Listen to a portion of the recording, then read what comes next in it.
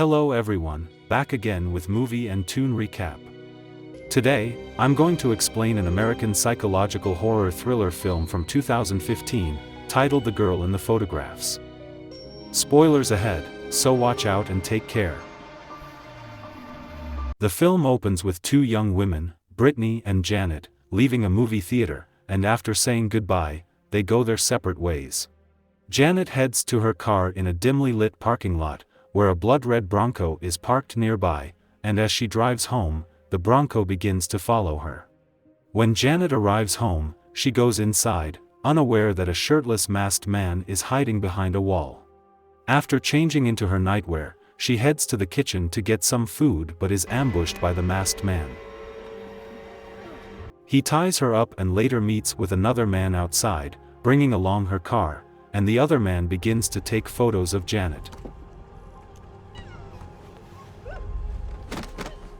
She is then forced out of the car, and when Janet tries to escape, the masked man catches her, and the second man continues taking pictures, capturing Janet in distress.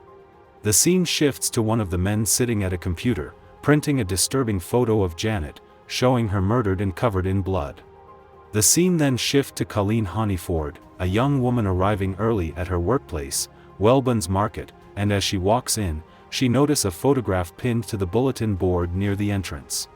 The photo shows Janet's bloodied body lying lifeless on a bed, and disturbed, Colleen takes the photo to the sheriff's station in Spearfish.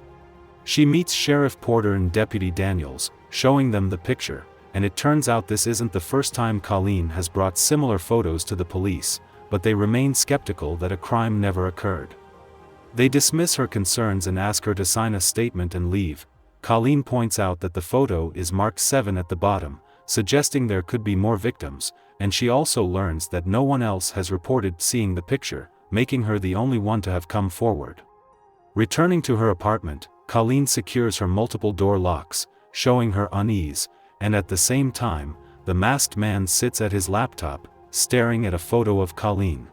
In Los Angeles, Peter Hemmings, a celebrity photographer and former Spearfish resident, comes across a blog post about a suspected serial killer leaving disturbing photographs around South Dakota. Recognizing the photos as recreations of his past work from a trendy clothing catalog, Peter decides to return to Spearfish to stage his own fake murder-themed photo shoot in response. Peter brings along his assistant Chris, his girlfriend Rose, and two models, Victoria and Tripp, and together, they set off for Spearfish. Early one morning, Colleen's boyfriend Ben drops her off at work at Wellbun's Market, and while working her shift alone, she tries to investigate the numbered marking on Janet's disturbing photo. Elsewhere, a blood-red Bronco pulls up at a local grocery store, and two masked men step out and sneak inside through the back door. Inside, they abduct Colleen's co-worker, Jill, making her their next victim. Arriving in Spearfish at Wellbun's Market, Peter is immediately drawn to the red Bronco parked in the lot and expresses his enthusiasm to use the truck as a prop in his upcoming photo shoot.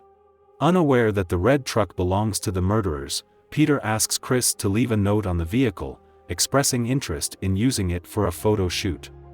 Later, while shopping for groceries for their party, Peter becomes intrigued by Colleen, who catches his eye with her beauty. He encourages Chris, who is already chatting with Colleen, to invite her to their lakeside rental cabin for the party, along with other locals. Meanwhile, the owner of the red truck drives to an isolated area where his house is located, and inside the house, he retrieves a can of cat food and heads to the basement. It is revealed that the truck's owner is Tom, and in the basement, Jill is being held captive in a dog cage, with her phone confiscated. Tom torments Jill by trying to force-feed her the cat food, which she angrily refuses, and moments later, the second killer Jerry enters the basement. Tom taunts Jill by dangling her phone just out of reach, and when she tries to grab it, Jerry uses a belt to strangle her. Jerry then begins dismembering Jill's body, while Tom uses her phone to send messages to Colleen pretending to be her, and when Colleen mentions the party to Jill, Tom replies, still impersonating Jill, and assures her that they will meet at the party. While getting ready for the party, Colleen's boyfriend Ben calls her and asks to see her, but she refuses and drives off. At the party, Colleen strikes up a conversation with Chris, but their moment is interrupted when Peter joins them. Peter begins snapping photos of Colleen without her consent, making her uncomfortable, and she pushes him away and leaves the party. Chris follows her to apologize on Peter's behalf and urges her to return to the party, but Colleen declines and heads to her car. There, she finds a horrifying photograph of Jill, mutilated with one of her eyes removed, and alarmed, she and Chris rush back to the party and call the authorities. Sheriff Porter and Detective Daniels arrive at the scene and begins to collect fingerprints and statements. However, they insist they can't take further action, which frustrates Colleen, prompting her to leave and head home. Upon arriving at her apartment, Colleen is confronted by Ben, who has been waiting for her. They argue about her lying to him about attending the party, and Colleen kicks him out of her apartment. As Ben leaves, he notices a flickering light in the hallway and briefly spots Tom with a mask lurking nearby. While Ben attempts to fix the light, he is suddenly ambushed by Jerry, who knocks him unconscious. Unaware of what's happening, Colleen remains in her apartment, and Tom sneaks inside and leaves Ben's wallet behind.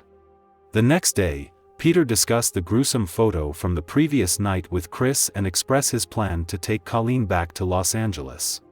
He sees it as an opportunity to make her a model and the centerpiece of his next ad campaign while also removing her from the dangers in Spearfish, which Chris agrees to his proposition.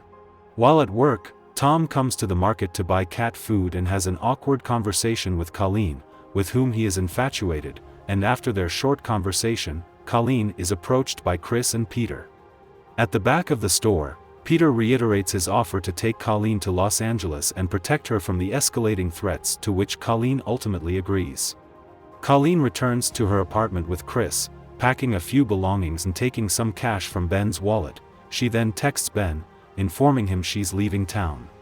Elsewhere, Ben is being held captive by Tom inside the dog cage, and when Tom reads Colleen's message on Ben's phone, he taunts him, saying his body will soon fit into 2 garbage bags and that he shouldn't have mistreated Colleen. That night, Tom and Jerry dismember Ben, placing his remains in trash bags, and transport them to a remote cabin. Meanwhile, at the cabin, while Chris, Colleen, Tripp, and Victoria stay inside, Peter and Rose go out to enjoy the hot tub. As Peter takes pictures of Rose in her bikini, Tom sneaks up and brutally stabs Peter to death. Grabbing Peter's camera, Tom begins snapping pictures of Rose, using the camera's flashlight. Initially, she assumes Peter is taking the photos, but as the flashes continue, she becomes uneasy, and realizing something is wrong, Rose is caught off guard when Jerry sneaks up and strangles her with a towel, snapping her neck.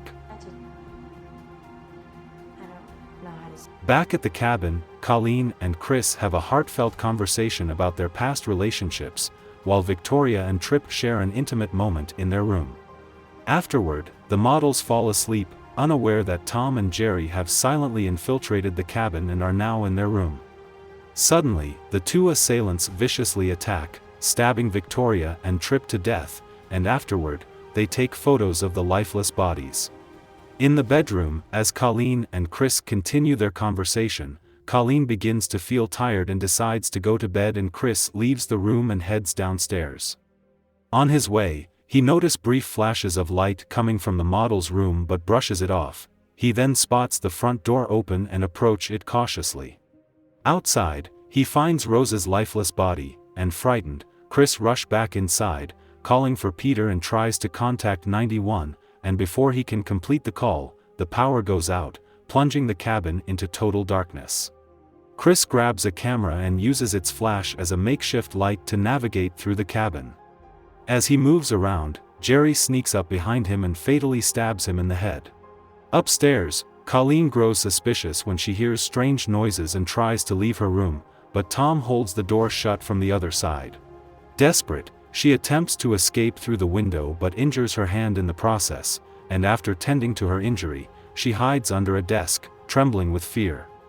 Just then, the power suddenly comes back on, and Tom leaves the door slightly open before leaving, allowing Colleen to cautiously step out of the room. She quietly descends the stairs and upon reaching the living room, she freezes in horror at the sight of the bodies of her friends, gruesomely arranged on the couch by Tom and Jerry. Noticing her presence, Tom calmly turns to face her, and raises his camera to snap her photo. He tells her that he wants her to tie her hair up for the second picture, and terrified, Colleen attempts to escape, but Jerry swiftly pursues and captures her. The movie concludes with a young lady, Brittany, heading to her place of work at Scoopy's Ice Cream, and as she is about to open the store, she sees a photograph on the front door, showing Colleen appearing frightened and stunned while sitting in the middle of a dead body arrangement on the cabin's couch. Okay guys, that's all the recap about the girl in the photographs from 2015. Thanks for watching, see you again in the next video.